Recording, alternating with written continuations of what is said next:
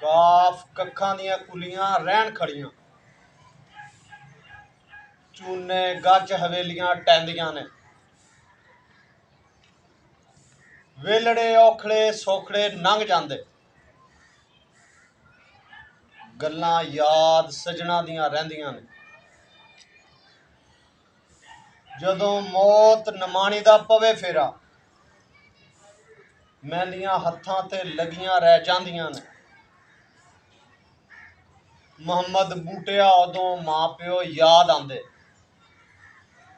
ਜਦੋਂ ਗਲ ਮੁਸੀਬਤਾਂ ਪੈਂਦੀਆਂ ਨੇ। ਜਿਹੜੀਆਂ ਇਨਸਾਨ ਦੀਆਂ ਖਵਾਹਿਸ਼ਾਤ ਆ ਨਾ, ਇਹ ਕਦੇ ਪੂਰੀਆਂ ਨਹੀਂ ਹੁੰਦੀਆਂ। ਜੋ ਮਰਜ਼ੀ ਬੰਦਾ ਕਰ ਲਵੇ, ਕਦੇ ਵੀ ਇਹ ਪੂਰੀਆਂ ਨਹੀਂ ਹੋਈਆਂ, ਕਿਉਂਕਿ ਜਿਹੜੀ ਜ਼ਰੂਰਤ ਆ ਉਹ ਫਕੀਰ ਦੀ ਵੀ ਪੂਰੀ ਹੋ ਜਾਂਦੀ ਆ ਤੇ ਖਵਾਹਿਸ਼ਾਤ ਬਾਦਸ਼ਾਹਾਂ ਦੀਆਂ ਵੀ ਪੂਰੀਆਂ ਨਹੀਂ ਹੁੰਦੀਆਂ।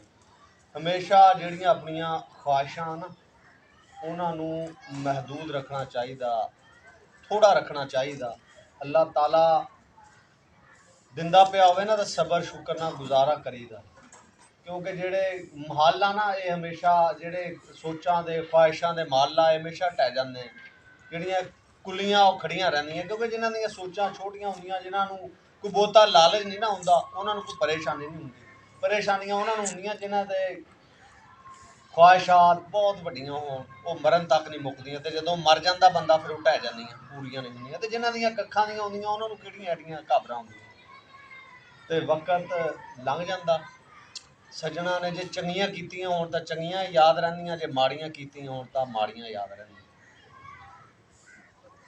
ਗੱਲਾਂ ਇਹ ਹਕੀਕਤ ਦੀ ਮਬਨੀ ਹੈ, ਜਿਹੜੀਆਂ ਕਿਸੇ ਨੇ ਕਹੀਆਂ ਐਵੇਂ ਨਹੀਂ ਕਹੀਆਂ। ਜਦੋਂ ਬੰਦੇ ਦਾ ਟਾਈਮ ਆਉਂਦਾ ਨਾ, ਫਿਰ ਉਹ ਗੱਲਾਂ ਉਵੇਂ ਰਹਿ ਜਾਂਦੀਆਂ, ਜਿੰਨੀਆਂ ਮਰਜ਼ੀ ਹੋਣ। ਉਹ ਮਹਿੰਦੀਆਂ ਹੱਥਾਂ ਦੇ ਉੱਤੇ ਲੱਗੀਆਂ ਰਹਿ ਜਾਂਦੀਆਂ, ਉਹ ਫੁੱਲ ਉਵੇਂ ਰਹਿ ਜਾਂਦੇ ਆ, ਪੂਰੀਆਂ ਨਹੀਂ ਪੈਂਦੀਆਂ।